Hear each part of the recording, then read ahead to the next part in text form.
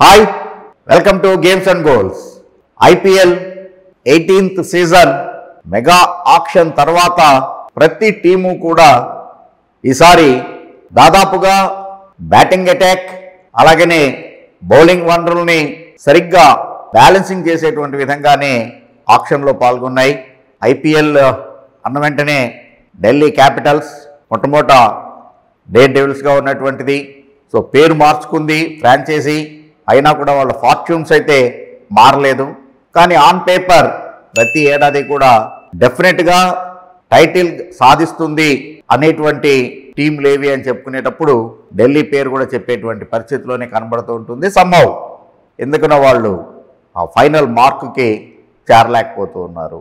But ఈసారి వాటిని అధిగమిస్తూ team ఉన్నట్టుగానే కనబడుతూ ఉంది.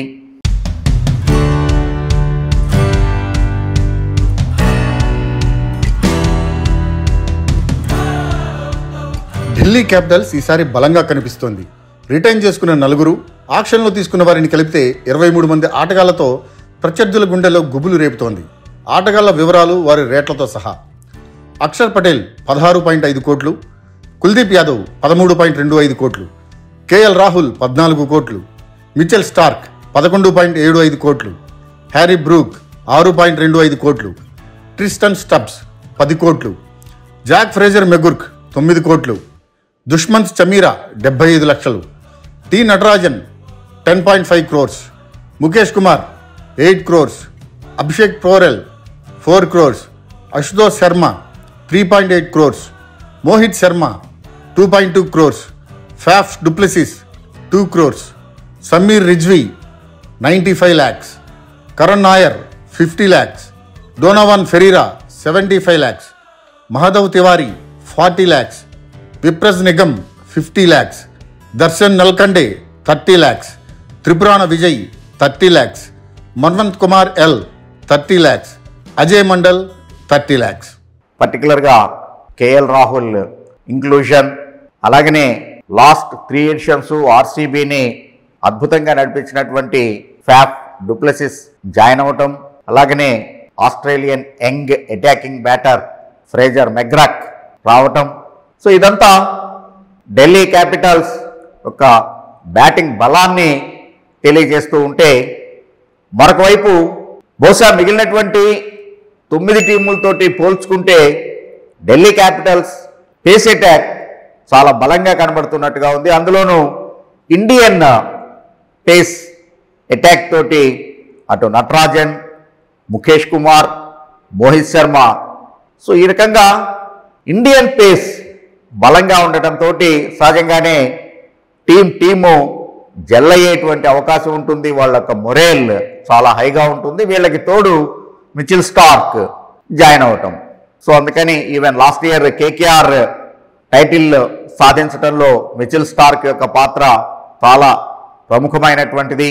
ఫస్ట్ ఫేస్ అంత ఆకట్టుకోకపోయినా కూడా ఆ తర్వాత మిచెల్ స్టార్క్ ప్రదర్శన, ఈవెన్ ఇంక్లూడింగ్ ఫైనల్స్ SRHకి విరుద్ధంగా స్టార్క్ యొక్క బౌలింగ్ ప్రదర్శన. సో అందుకని ఈ రకంగా 4 పేస్ అటాక్ ఉండటం బహుశా మిగిలినటువంటి ఏ టీంలో కూడా, ఏ ఫ్రాంచైజీలో కూడా ఇంత బలమైనటువంటిది వైరుధ్యం ఉన్నటువంటి పేస్ అటాక్ కనబడట్లేదు.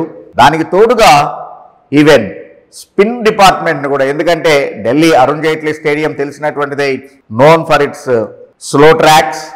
ఈవెన్ అనిల్ కుంబ్లే పాకిస్తాన్కి విరుద్ధంగా టెస్ట్ మ్యాచ్లో 10కి 10 వికెట్లు ఒకే ఇన్నింగ్స్లో తీసుకున్నటువంటి ఫీట్ ఇదే స్టేడియంలో సాధించాడు against Pakistan. Don't forget that. So అందుకని ఇది ఏ రకంగా స్పిన్నర్లకి హెల్ప్ చేస్తుంది అనేది మనకి తెలిసినటువంటిది. అందులోనూ చెన్నై లాంటి చోట ఏవేదో గేమ్స్ ఆడేటప్పుడు, even for that matter Bengaluru.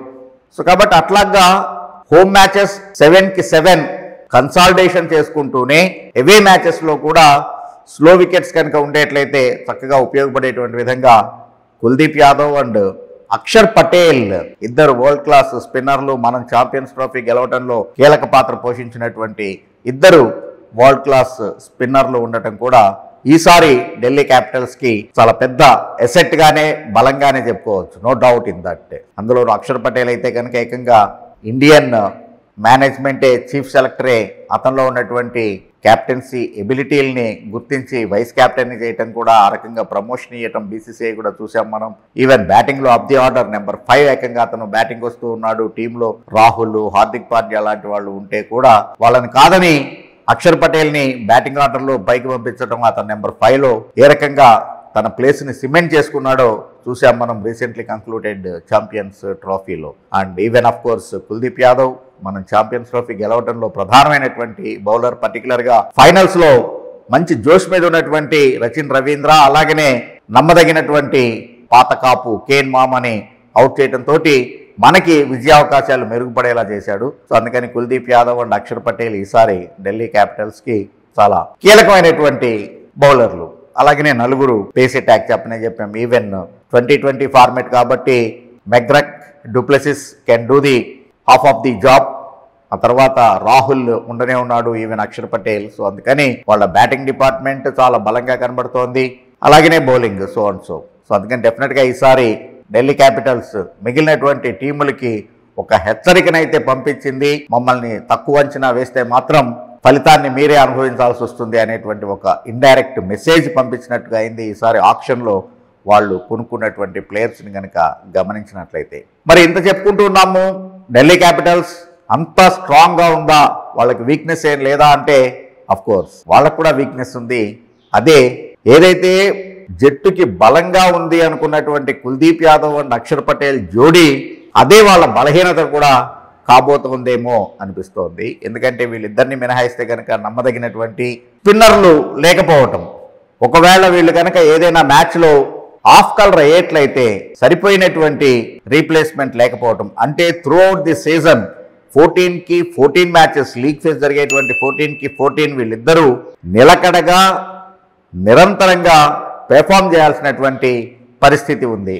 So అది వాళ్ళకి డెఫినెట్గానే చాలా పెద్ద డ్రాబ్యాక్ అనే చెప్పుకోవాలి, అది వాళ్ళ వీక్ పాయింట్గా చెప్పుకోవాలి. సో ఏ ప్లేయర్ అయినా కానీ కంటిన్యూగా 14 మ్యాచెస్ అంటే ఆల్మోస్ట్ 2.5 months ఈసారి సీజన్ నడుస్తోంది. సో అంత లాంగ్ పీరియడ్ని ఫామ్ని కొనసాగించడం అనేటువంటిది, అదే కన్సిస్టెన్సీని మెయింటైన్ చేయడం కొంచెం కష్టమైనటువంటిది. మరొక వైపు చూసినట్లయితే ఈవెన్ నటరాజన్ కూడా ఎంత బలమో ఒక్కొక్కసారి అతను అంత ఎక్స్పెన్సివ్గా ప్రూవ్ అవుతూ ఉంటాడు. సో అదే కనుక జరిగేట్లయితే, అంటే అటు పేస్ అటాక్లో ఎవరైనా బౌలర్ ఆఫ్ కలర్ అయ్యి, స్పిన్ అటాక్లో కనుక వీళ్ళిద్దరిలో ఎవరో ఒకళ్ళు ఫామ్ని కోల్పోయేట్లయితే మాత్రం మళ్ళా ఢిల్లీ క్యాపిటల్స్ కథ మొదటికి వచ్చేటువంటి అవకాశం ఉంది. కాబట్టి అది వాళ్ళకి కొద్దిగా వీక్ పాయింట్గా కనబడుతోంది. అదర్వైజ్ ఈసారి వై నాట్ దిస్ టైమ్ అన్నట్టుగానే ఉంది ఢిల్లీ క్యాపిటల్స్.